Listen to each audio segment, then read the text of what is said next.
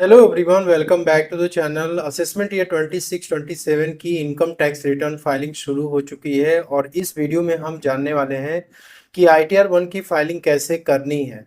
Step by step process को हम समझेंगे। सबसे पहले आपको इनकम टैक्स के पोर्टल पे लॉगिन कर लेना है और यहाँ पर आपको ई फाइल वाले सेक्शन में आना है।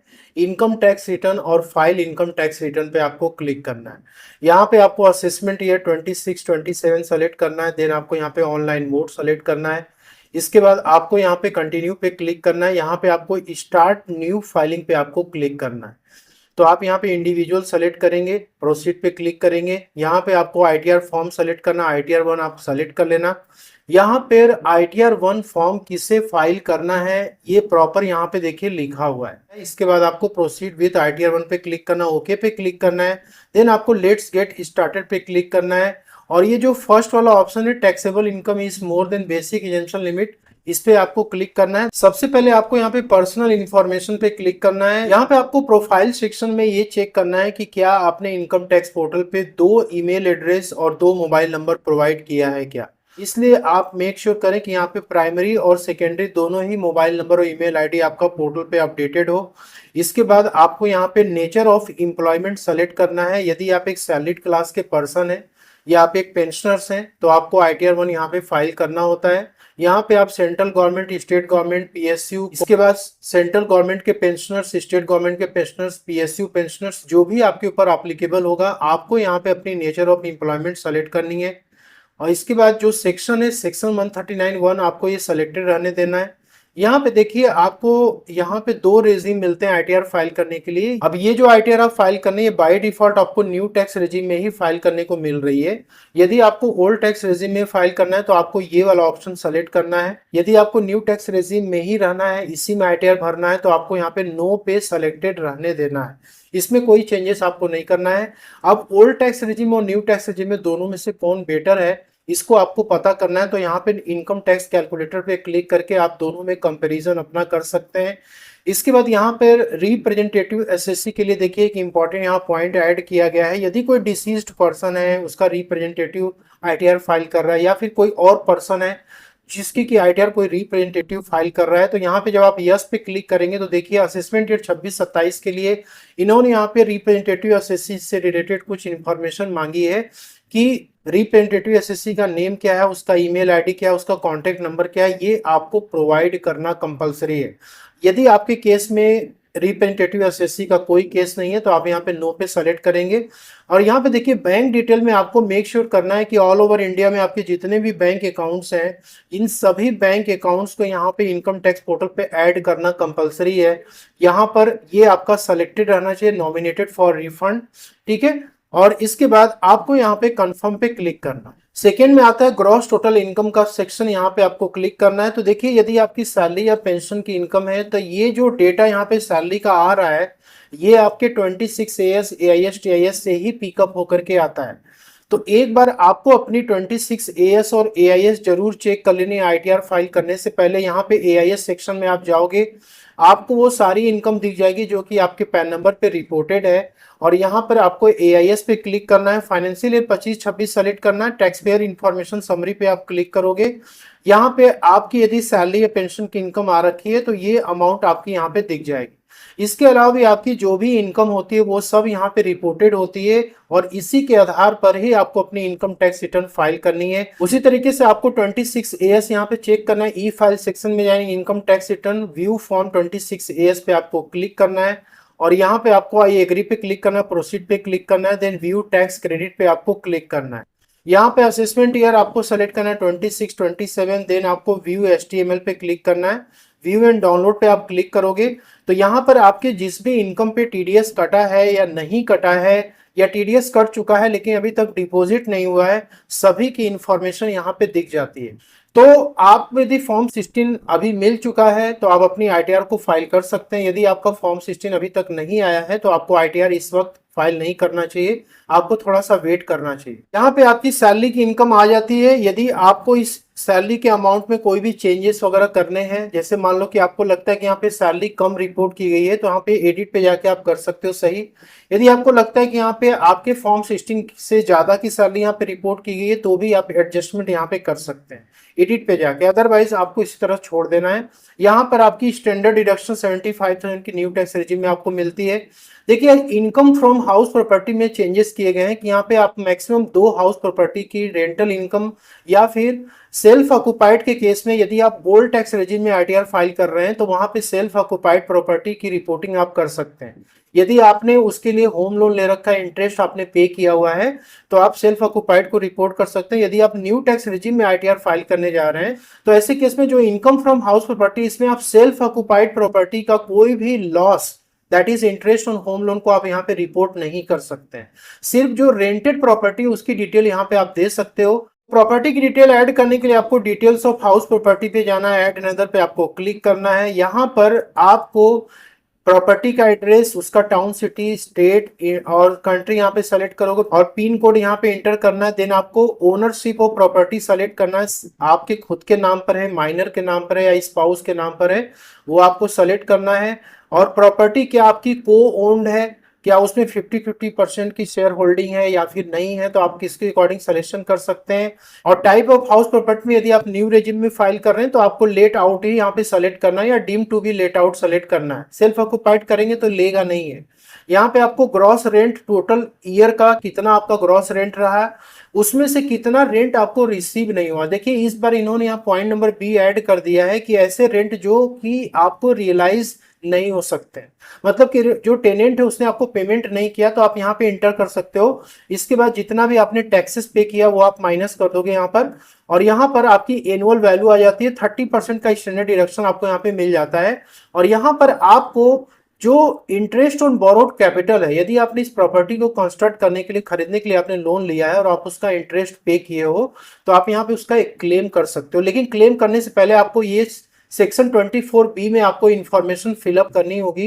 तो यहाँ पे आपको ऐड अनदर पे जाना होगा और आपको यहाँ पे पूरी डिटेल, ठीक है। तो 31 मार्च 2026 तक आपने यदि बैंक या फाइनेंशियल इंस्टीट्यूशन से इंटरेस्ट सर्टिफिकेट ले रखा है तो वो डिटेल आपको यहाँ पे फिलअप करना है कि आपने लोन कहाँ से लिया हुआ, बैंक से या अदर बैंक से डालना है। यहाँ पे नेम डालना है बैंक का, यहाँ पे अकाउंट नंबर डालना है, किस डेट को आपको लोन सैंक्शन किया गया था, टोटल अमाउंट कितना था लोन का, 31 मार्च को लोन का आउटस्टैंडिंग अमाउंट कितना था, मतलब कितना लोन बकाया था, और आपने कितना इंटरेस्ट पे किया हुआ, ये सारी इंफॉर्मेशन आपको यहाँ पे डालनी है।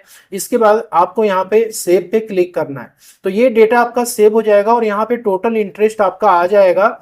इसके बाद यहाँ पर दोस्तों income from house property calculate होकर के आ जाएगी। यहाँ पे आप जैसे ही 1 हाउस प्रॉपर्टी डिटेल फिलअप करेंगे, सेकेंड हाउस प्रॉपर्टी का भी आपको ऑप्शन मिल जाएगा। तो इसमें प्रॉपर्टी 1 और प्रॉपर्टी 2 करके आपको डिटेल्स फिलअप करने को मिलेगा, तो आप फिलअप कर सकते हैं। यहाँ पे यदि आपके केस में रेंटेड प्रॉपर्टी है फिर भी आपको लॉसेस हो रखे हैं, तो यदि आपकी 2 लाख से ज्यादा के लॉसेस हो रखे हैं तो उस केस में आप आईटीआर 1 में उसकी रिपोर्टिंग नहीं कर सकते, आईटीआर 2 आपको फाइल करना होगा। क्योंकि आईटीआर 2 में ही जो लॉसेस हैं आपके हाउस प्रॉपर्टी के वो कैरी फॉरवर्ड होंगे नेक्स्ट डेटा असेसमेंट ईयर तक, और जो आपकी हाउस प्रॉपर्टी की रेंटल इनकम होगी उसी से ही वो सेट ऑफ होगा। करेंट ईयर में सिर्फ आपकी जो हाउस प्रॉपर्टी की इनकम है, रेंटल इनकम, उसी से ही आपके लॉसेस एडजस्ट होंगे। तो इसलिए यहाँ पर ये है कि आपको अपने लॉसेस देख लेने हैं, और लॉस यदि आपको होता है तो यहाँ पे नेगेटिव फिगर्स में ही आपको एंट्री करनी है। यहाँ पे एक पॉइंट और ऐड किया गया है कि जब आप प्रॉपर्टी की डिटेल फिलअप करते हैं तो उसमें टेनेंट की डिटेल भी आपको फिलअप करनी होती है कि सेक्शन 194 IB और IA में टीडीएस आपका कट गया था, ठीक है। तो वो पर्सन जिसने की टीडीएस आपका काटा है ऑब्वियसली वो टेनेंट होगा जिसने की टीडीएस रिटर्न फाइल किया होगा और आपके पैन नंबर पे वो टीडीएस जमा किया गया है। जब आप आईटीआर को फाइल करते हो टीडीएस का रिफंड क्लेम करने के लिए, तो आपको यहाँ पे पूरी रेंटल इनकम आपको रिपोर्ट करनी है, साथ में आपको टेनेंट की डिटेल्स भी यहाँ पे देनी है।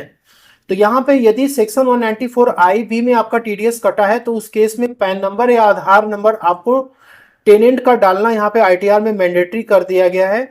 और इन केस यदि 194 I में यदि टीडीएस कटा है तो उस केस में टेनेंट का टैन नंबर डालना कंपलसरी है यहाँ। इसके बाद इनकम फ्रॉम अदर सोर्सेज पे आपको क्लिक करना है, तो यहाँ भी कोई डेटा आपको अलग से फिलअप करने की जरूरत नहीं है। आपके 26 AS AIS में ही जो डेटा पड़ा हुआ है उसी से ये प्री फिल्ड हो जाता है, जिससे डिविडेंड की इनकम हो गई और बैंक, पोस्ट ऑफिस या कोऑपरेटिव सोसाइटी से जो भी आपको डिपॉजिट पे इंटरेस्ट मिला वो भी आ जाता है, सेविंग बैंक की इंटरेस्ट आ जाती है, इनकम टैक्स रिफंड पे जो इंटरेस्ट आपको मिला वो आ जाता है। तो ये सारी डिटेल्स आपकी प्री फिल्ड होकर के आती है, यहाँ पे आपको कुछ भी छेड़छाड़ नहीं करना है और ना ही इसमें कोई चेंजेस आपको करने हैं। यदि आपको कुछ ज्यादा अमाउंट आ रहा है आपके कैलकुलेशन के अनुसार तो डेफिनेटली आप यहाँ पे ऐड बैक कर सकते हैं, लेकिन इसको आपको घटाना नहीं है। ठीक है, अब यहाँ पे क्या है कि देखिए पॉइंट नंबर C3 में इन्होंने लिखा है कि आप यहाँ पे एग्जेम्प्ट इनकम को रिपोर्ट कर सकते हैं। एग्जेम्प्ट इनकम के केस में आपको सिर्फ रिपोर्टिंग करनी है, यहाँ पे कोई भी इनकम आपका जो है ऐड नहीं होगा टैक्सेशन पर्पस के लिए। ऐड अनदर पे आप जाओगे, यहाँ पे कैटेगरी आपको मिलेगी, एग्रीकल्चरल इनकम हो गई या फिर आपको कॉम्पेंसेशन मिला है, गवर्नमेंट एम्प्लॉय आप थे। जैसे यहाँ पे देखिए एक पॉइंट है कि यदि आपको LIC, NPS, PF या सुकन्या का पैसा आपको लमसम अमाउंट मिला हुआ है तो आप यहाँ पे सिलेक्शन कर सकते हैं और डिटेल डाल सकते हैं। और इसके बाद पॉइंट नंबर C3 में है कि जो आपको शेयर मार्केट या म्यूचुअल फंड से लॉन्ग टर्म कैपिटल गेन आपको हो रखी है तो आप यहाँ पे उसकी रिपोर्टिंग कर सकते हो। 1.25 लाख तक यहाँ पे आप मैक्सिमम रिपोर्टिंग कर सकते हैं। यहाँ पे आपको टोटल सेल वैल्यू यहाँ पे एंटर करनी है, मतलब जितने में आपने सेल किया है, टोटल कितना उसका कॉस्ट था, कितने में आप उसको बाई किए थे, वो अमाउंट आपको यहाँ पे डालनी है। और यहाँ पे लॉन्ग टर्म कैपिटल गेन आपकी 1.25 लाख तक आती है तो आप यहाँ पे रिपोर्टिंग कर सकते हैं। यदि 1.25 लाख रुपीस के ऊपर चली जाती है तो उस केस में आपको ITR 2 में इसकी रिपोर्टिंग करनी पड़ेगी। देन आपको यहाँ पे कंफर्म पे क्लिक करना है। इसके बाद आपको डिडक्शन पे क्लिक करना है। यहाँ पे देखिए न्यू टैक्स रेजिम में 80 CCD 2 में जो नेशनल पेंशन स्कीम में सेंट्रल गवर्नमेंट कंट्रीब्यूट करती है अपने एम्प्लॉय के लिए, उसका डिटेल आपको यहाँ पे फिलअप करना है। वैसे जो आपका एम्प्लॉयर है जब वो अपनी TDS रिटर्न फाइल करेगा तो उस केस में सारा डेटा यहाँ पे प्री फिल्ड होकर के आ जाता है। यदि नहीं आ रहा है तो आप एडिट पे जाकर के आप डिटेल फिलअप कर सकते हैं। आपके फॉर्म 16 के अकॉर्डिंग ही यहाँ पे डेटा फिलअप होगा। यदि फॉर्म 16 में 80 CCD 2 का कोई डिडक्शन नहीं है तो आपको यहाँ पे कोई अमाउंट फिलअप नहीं करनी है। अग्निवीर कॉर्पस के लिए 80 CCH में आपको मिलता है तो यहाँ पे अमाउंट आप डाल सकते हो। इसके बाद आपको कंफर्म पे क्लिक करना है।